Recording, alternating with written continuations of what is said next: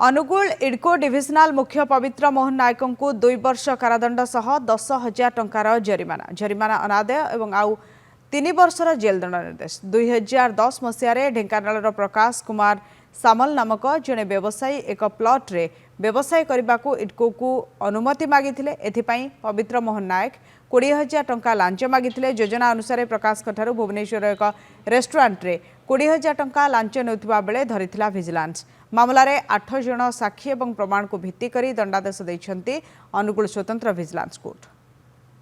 समस्त दस्तावेज आउ साक्षी बयान नेटवर्क को आधार करी आज मान्यवर अतिरिक्त जिला जज कम स्पेशल जज विजिलेंस आक्यूज पवित्र मोहन नायक को पीसी एक्ट 13 अनुसार सेक्शन 13 सबक्लज 2 अनुसार 2 वर्ष सश्रम कारादंड दंडित कर इन डिफॉल्ट 3 मास फाइन 3 मास दंड कर फाइन 10,000 कर।